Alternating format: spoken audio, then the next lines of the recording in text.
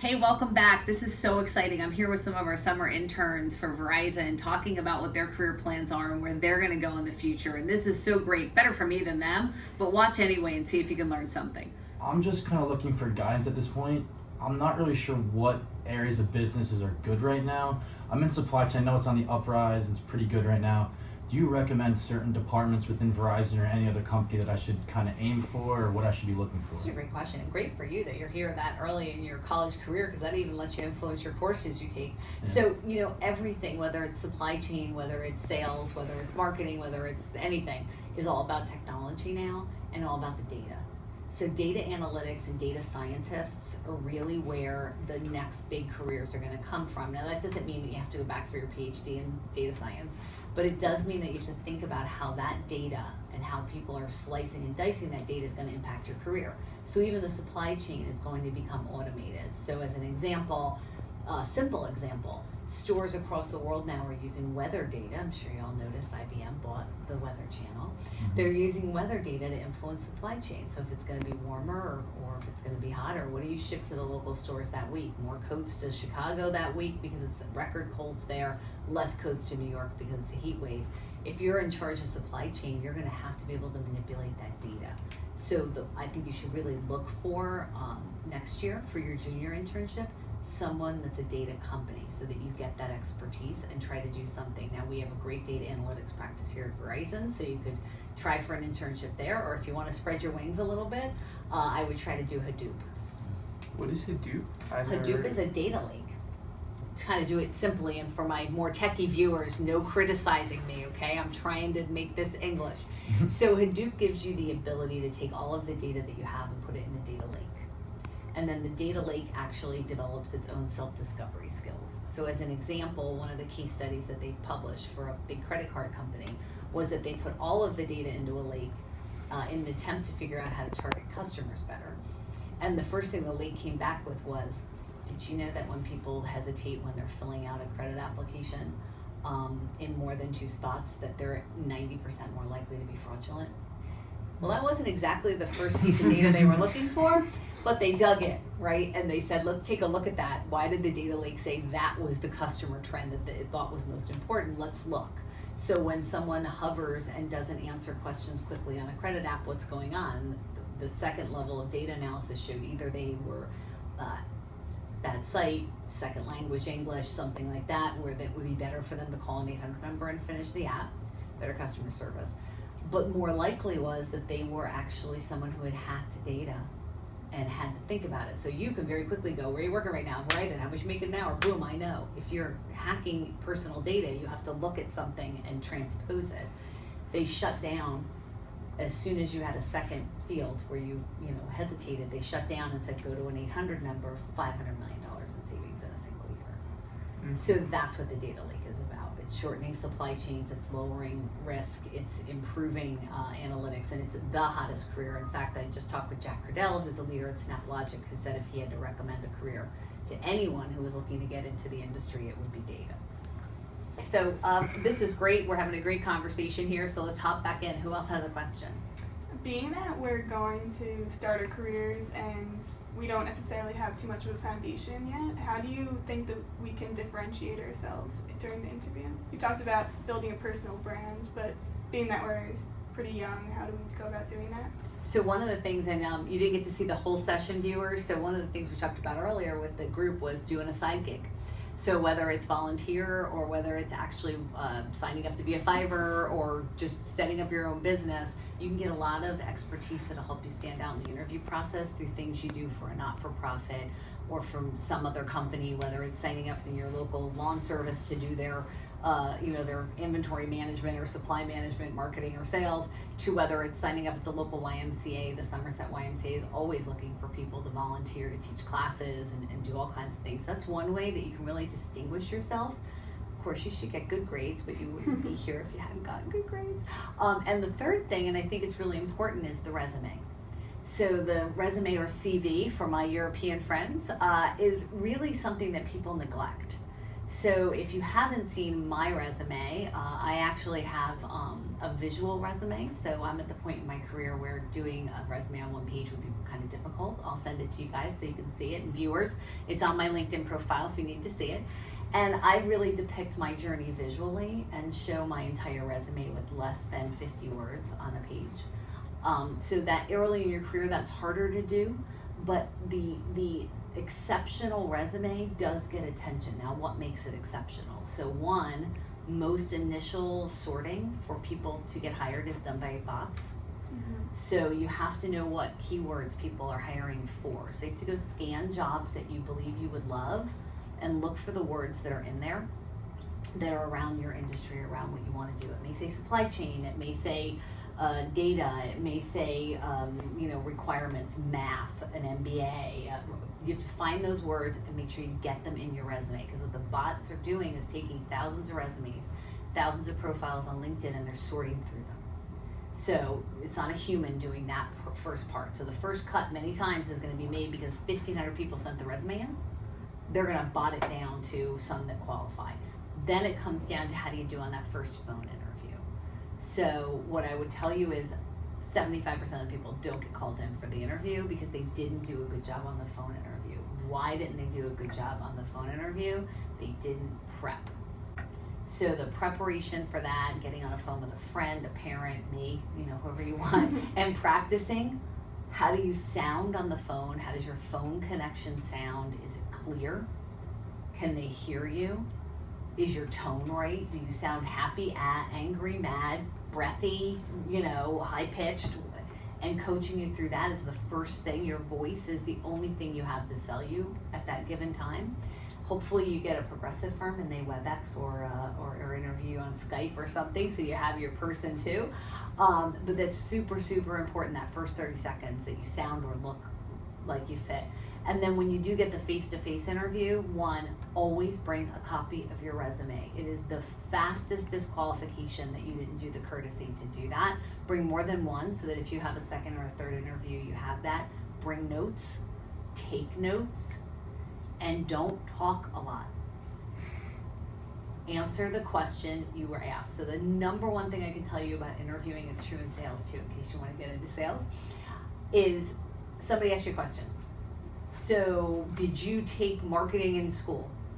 And the average interviewer will go, no, but you see, it was because I was taking supply chain. I really thought it was important for me to take more math classes and more engineering classes. So what I did was I doubled down, but I also did this thing and I volunteered. No.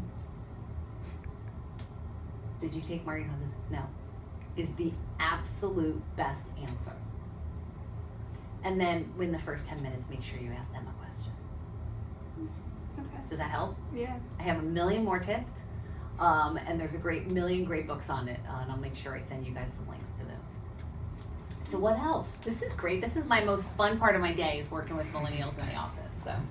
So I guess through college and high school, some of the classes, they really stress picking up a leadership style from leaders, whether just different characteristics of how they work with people, manage people, build relationships with people. So my question to you is, how did you specifically build your relationship style? Was it based on somebody you worked under, or was it kind of adopted from a multitude of individuals? So it's definitely a blend, and for my viewers who haven't heard this story before, I told the kids here this story earlier. So I was not a great public speaker, and so I went for retraining, and one of the things they told me was the first thing was to pick a persona. So public speaking is a huge part of your leadership skill, and whether it's with 4 people at the table, or 400 people, or 4,000 people, or 40,000 people, public speaking is a huge part of your leadership persona, and people neglect that part of their persona. So my role model was Johnny Cash. Hi, I'm Johnny Cash. Hello, I'm Johnny Cash. Hi, I'm Janet Schijns. If you've ever watched me speak, you're gonna know now. You're gonna watch me and go, oh, she is mimicking him. So get a persona for when you're speaking, someone that you feel confident, that when they speak, you think people listen. And what do? What are their tells? Do they use their hands? Do they use a certain cadence? Do they use a certain tone? The other two are, what is your leadership style gonna be? So are you gonna be a servant leader? Are you gonna be, a democratic leader? Are you going to be somebody who's more of a commanding? And then you're gonna look at who's your best leadership role model. So my leadership role model was actually Andy Grove, the founder of Intel, who I was lucky enough to have mentor me for a while. And it was because he was a servant leader. So he believed, as Descartes did, was that they're not my people, I must follow them because I'm their leader. And he did whatever he could to help people to be successful. And it was never about him, it was about the people he was helping and lifting up. And so I've led my career believing that I serve my team and that I must follow them versus them following me in order to be the most successful. That works for me. But I have other people that's not a natural leadership style for them.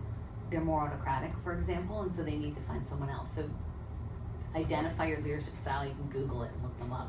And then pick somebody who'd be a good role model. Then the third thing, and this is the one that people sometimes forget, is the personal leadership style. So what about your personal life? So when I go home, am I still a servant leader? Well, my husband would tell you no. And so would my kids. So as a different style when you're home, sometimes people forget that. So they forget that when you leave the office, you're gonna take off that hat and put something else on that's more in your personal life, and that reduces your stress too. So early on, I identified some of the people in my local community that I thought were just an unbelievable and amazing people, and a woman named Kim Gargiuli, who is actually now a dear friend and an unbelievable special ed supervisor and dedicated her life to helping children, had a personal style of just generosity and caring and social engagement and giving back. And she was really the person that I modeled myself after. So I think it's those three things. It's personal, it's how are you gonna do this at work, and then what is your communication or presentation style gonna be? Because there tend to be three. Now, by the way, they can't be bipolar personas. They have to be somewhat near each other, but you can have three distinct personas. I hope that helps. So you mentioned earlier that the prime time for you to move on to a next job is around 18 months. Yeah. So when that time comes around and in your head, you're thinking about, okay, what's the next opportunity either within or outside of the company? If you decide that it is within the company, how do you make that clear that you're interested without seeming like you just want to get out of the current job because you don't like it?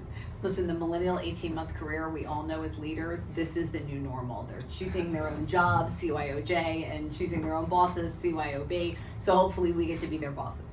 So 18 months, if you don't have a clear indication at 18 months that you're going to get ahead or get a different opportunity, because it's not always a promotion. Sometimes it's a lattice, your career, where you have to get 5 or 6 different experiences to get to the next level. If in that 18 months you can't get that next experience, you have to keep moving. So careers are a lot like sharks. They don't move, they die, right? So you might make decent money, but you won't make your life what you wanted it to be. And you don't want to wake up at some point in time 10 years from now and think I squandered the years that I should have been developing my career. So don't allow anyone to do that to you. You have to manage that career. Now again, if you're not a good performer, if you're in the wrong job, if you found a job that wasn't for you, call it sooner than 18 months. Now again, for all the parents listening, I'm not saying quit the good paying job, I'm saying look for another job. Sometimes, they're thinking they're gonna be on the payroll forever. I know my peer group. So you've gotta say purposely, am I doing a good job? If I'm doing a good job, I have the conversation with my manager about how I get to the next level or how I get the next experience. At 18 months, if they're not saying, hey, here's the plan, this is how it's gonna happen 6 months from now, or we need you to do this, then it's gonna happen, you're not in the right place. Because all of you would not have been picked for an internship at Verizon if you were not top talent. If you were not gonna be pursued hotly in the industry, you wouldn't be sitting here. So you have to keep that. Now you don't be arrogant, but you wanna be specific and you wanna have a plan. And I will make sure you all get my 1-page career plan, and it's also on my LinkedIn profile for those of you who follow me on LinkedIn. Good? Thank you. Thank you. Hey, so what do you think is more valued? Being sort of a jack of all trades and having good skills in multiple areas, or being specialized and an expert in one particular field? Well, first of all, what's actually most valued is being funny. Just so you're clear. People like people that are, kind of fun to be with. So that is actually true. Personality is probably more valued than people give credit for. So you do want to make sure that, you kind of pay attention to the full person. But that's a great question, and it depends on your career path.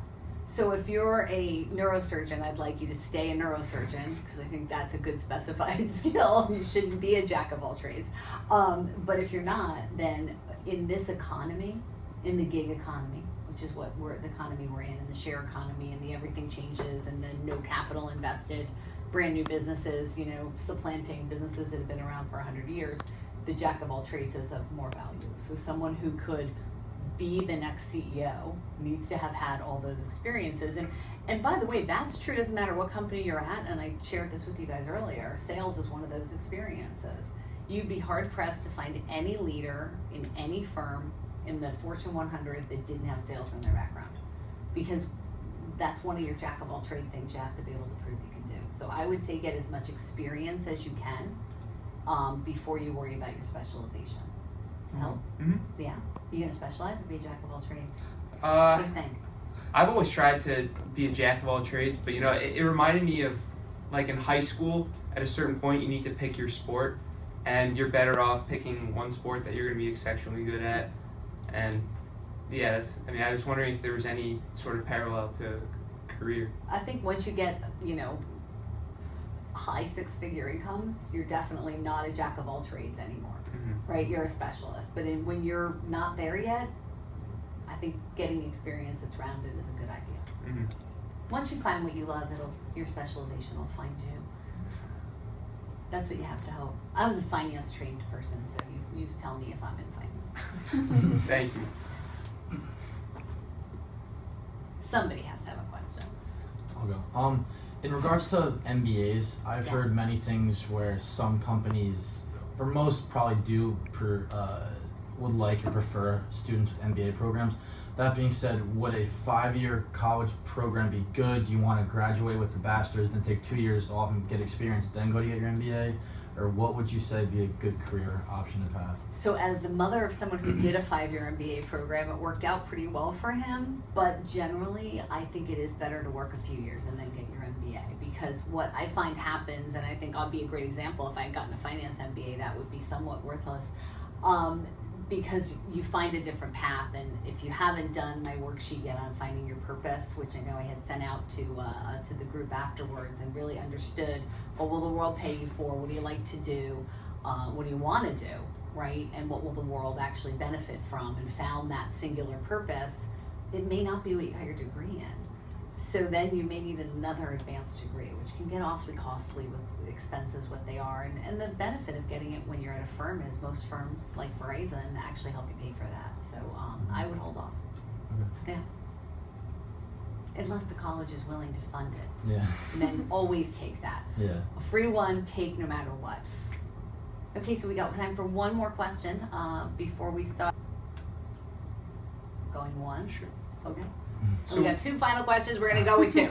Okay. So we have one final presentation next week where we summarize everything in our internship. What's the best advice you have for how we can make the best impression during that Do you do it as a group? presentation? No. No We individual. do it as a group, but we each have an individual part. Brave of you to ask in front of your competitors then. So I think the biggest thing is practicing the presentation until you can give it without looking at your slides. Because it's so distracting for you and everyone watching if you're looking at your notes or your slides. So practice, practice, practice, practice, practice. And that seems like a basic tip, but it'll distinguish you so much from the other presentations they see when you're not looking or stumbling over what you're going to say and how you're going to do it. Do that with a timer, by the way, so that you are conscious and aware of the time. Finish early. If you have a 10-minute slot, go 8, go 7, don't go 10. And then the final thing is really work on the professionalism of whatever it is that you're presenting, whether it's you're doing a PowerPoint, Yeah. right? Whether it's look and feel of the PowerPoint, whether it's how you organize your thoughts, how you organize your data, show it to a few people here. I'll give it a go. If you send it to me, your email, I'll try to mark up, what it looks like. Show people, get feedback, and try to make the best of the 8 minutes out of the 10 that you have.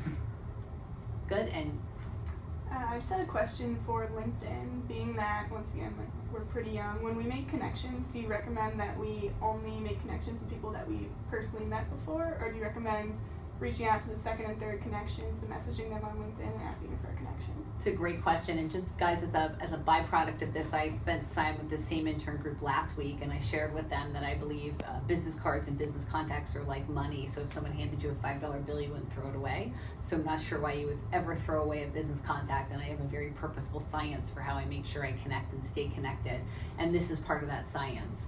So you should connect immediately with anybody you've met, everybody you've worked with here, everybody that you meet at school, etc. You should get connected with on LinkedIn. That's kind of a bare minimum. Then you should look at their second and third connections and connect with the ones that you believe will help you and ask that person for help. Now, if you ask me for 100 of them, I'm not going to send an email to 100 people. But if you ask me for a few, say that you're very interested in the Supply Chain Institute, for example, and you want to know somebody there, or the National Alliances Association, you want to know somebody there, anybody that's a first connection, I'd be happy to send a quick note to that person so that when they get your invitation, it's not random. And that's really the thing you want to do. The final thing is the best way to make a connection with someone on LinkedIn, a little tip, is people post things. Most people know you should post things once a day, twice a day if something big is going on. Reply to it. Don't just like it. It's great when you like a post, right? You go on my LinkedIn, you see that I, just posted something and you like it. What gets people's attention is when you reply to it, and not kind of a, congratulations, that's great, or this was very interesting, right? But a purposeful response that you put down and that you then reply, and then you will, you'll really, I think, differentiate yourself because they'll reply back to you and then instantly accept your request. So viewers, thanks as always for being with us. More millennial stuff coming your way soon. My name is Kelly Rogers and I go to Rutgers. My name is Ryan Demgard, and I'm going to Michigan State University. My name is Brendan Jaeger, and I'm going to be a senior at Rutgers University. My name is Benji Berg, and I'll be a senior at University of Maryland. My name is Terrell Jones, and I'll be a senior at Cornell University. Thanks for the time.